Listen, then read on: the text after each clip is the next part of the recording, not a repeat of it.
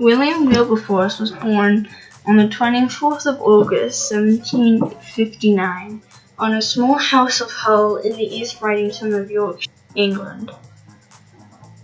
He was the only son of Robert Wilberforce, a wealthy merchant, and his wife Elizabeth. William made a family fortune in the merchant trade with the Baltic countries, and had twice been elected for mayor of Hull.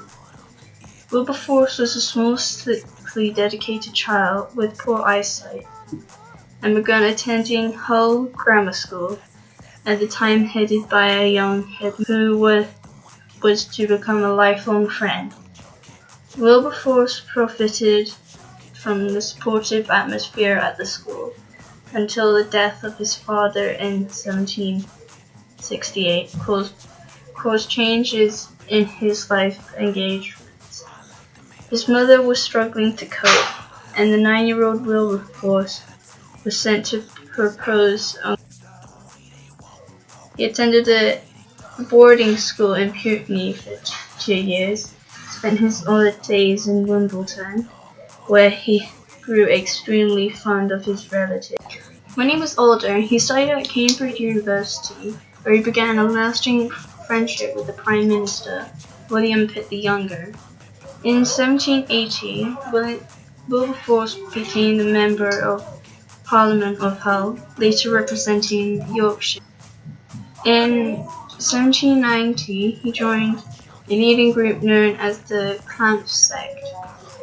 His Christian faith prompted him to become interested in society reform, particularly improving the factory conditions in Britain.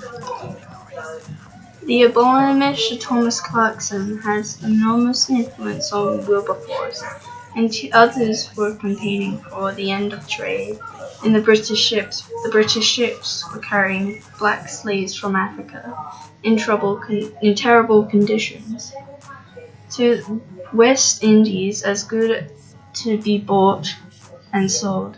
Wilberforce was persuaded to lobby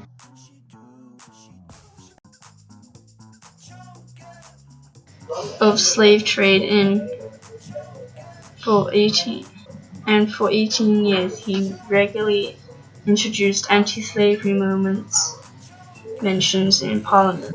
The campaign was supported by many members of Clapham sect and other abolitionists who raised public awareness of their cause with pamphlets, books, rallies, and petitions.